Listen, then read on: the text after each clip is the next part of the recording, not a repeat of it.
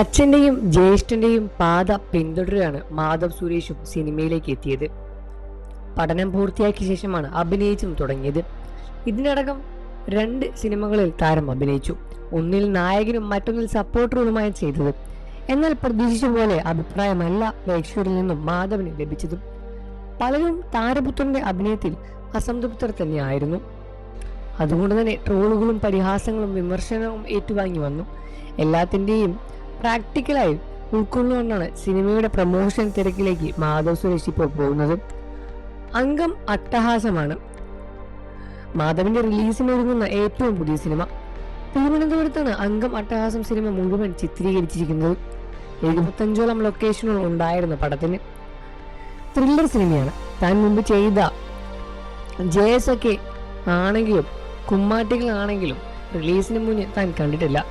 Dub കണ്ടതിന് മാത്രമാണ് കണ്ടത്. കരിയറിൽ ആദ്യമായി മുഴുവൻ ഡബ് ചെയ്ത ശേഷം ഞാൻ ഒരു സിനിമ റിവ്യൂ ഷോ പോലെ സംവിധായകനൊപ്പം ഇരുന്ന് കാണുന്നതും. ഇതെല്ലാം തന്നെ മാധവ് സുരേഷ് തുറന്നു പറയുകയായിരുന്നു. സിനിമ കണ്ടപ്പോൾ എനിക്ക് തോന്നിയത് അദ്ദേഹത്തിന്റെ കാലിബർ തെളിയിച്ചിട്ടുണ്ട് എന്നാണ്. ഞാൻ വളരെ ഹാപ്പിയാണ്. മിഡ് ബഡ്ജറ്റ് വിളിക്കാവുന്ന റിലീസിന് എങ്കിലും ഉണ്ടായിരുന്നെങ്കിലും ഈ സിനിമ എൻ്റെ ബാഹുബലിയാണ് എന്നും ഈ സിനിമ മാറിപ്പോകും എന്നും മാധവ് സുരേഷ് പറയുന്നു. അതുപോലെ സിനിമ ചെയ്യാനുള്ള കഴിവും സംവിധായകനുമാണ് അംഗം അട്ടഹാസത്തിന്റെ സംവിധായകനുള്ളത്.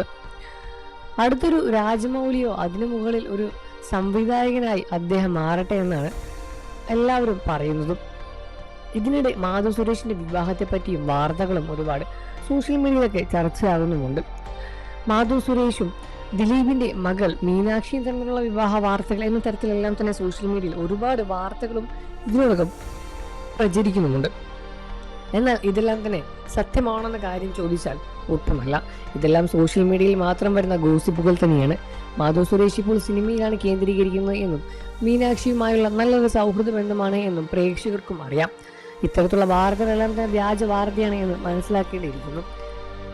വാർത്തകളും വിശേഷം എത്രയും പെട്ടെന്ന് അറിയാൻ നമ്മുടെ വീഡിയോ ഒന്ന് ലൈക്ക് ചെയ്ത് ചാനൽ ഇപ്പോൾ തന്നെ സബ്സ്ക്രൈബ് ചെയ്ത് സപ്പോർട്ട് ചെയ്യണം ഫ്രണ്ട്സ്.